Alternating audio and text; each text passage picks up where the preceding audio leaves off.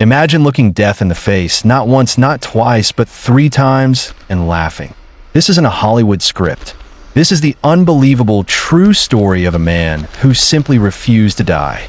A soldier who, against all odds, survived being shot, drowned, and buried alive, all in the span of a single, horrific day. His name was William Henry Harrison, though history would know him better as the Undying Man. A private in the British Army during the First World War, Harrison was just one of millions thrust into the unimaginable horrors of the Western Front.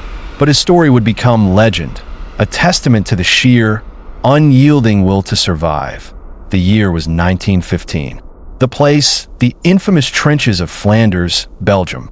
Life on the front line was a daily dance with death. Artillery barges, poison gas, and relentless machine gun fire were the constant companions of every soldier. On one particular day, for Private Harrison, that dance would become a macabre, almost unbelievable ballet that it was during a fierce German offensive, a relentless push to break the stalemate. Harrison's unit was holding a precarious position, dug deep into the mud and mire. Orders came down, hold the line at all costs. But the Germans were not only attacking with ferocity, they were also bombarding the British trenches with a ceaseless barrage of shells. Amidst the chaos of exploding shells and flying shrapnel, Harrison felt a searing pain. A German bullet, aimed true, had found its mark. It struck him square in the head. In the pandemonium of battle, his comrades saw him fall, lifeless, amidst the churned earth. He was presumed dead, another tragic casualty of the brutal war. The battle raged on, but as night fell, a new terror emerged, a torrential downpour. The trenches, already waterlogged, quickly became flooded. Harrison, unconscious and gravely wounded, lay in a shell crater that rapidly filled with icy, muddy water. The bullet wound should have been enough, but now he faced an even more insidious enemy. As the water rose, it engulfed his inert form. He wasn't just unconscious, he was effectively drowning. The muddy deluge filled his lungs, cutting off the last vestiges of life.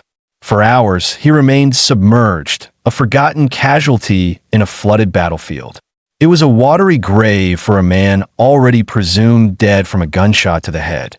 The next morning, the Germans, having pushed forward, began to consolidate their new positions. They found the battlefield littered with bodies, both their own and those of the fallen British soldiers. Among them, partially submerged in a water-filled crater, was Private William Henry Harrison. Following military protocol, the German soldiers began the grim task of burying the fallen. They dragged Harrison's seemingly lifeless body from the waterlogged crater and placed him with others in a makeshift mass grave. Earth was piled on top, shovelful by shovelful. For the third time, fate had dealt him a fatal blow. Shot, drowned, and now buried alive. But then, an impossibility. A faint sound, a stirring beneath the freshly turned earth. One of the German soldiers, perhaps driven by curiosity or a fleeting premonition, noticed movement. To their utter astonishment, a muddy hand burst through the soil. Private William Henry Harrison was not dead. He was alive. He coughed, sputtered, and gasped for air, spitting out mud and water. The bullet wound in his head, though severe, had not been fatal. And the drowning? His body, perhaps instinctively, had entered a state of suspended animation, preserving his life just long enough for rescue.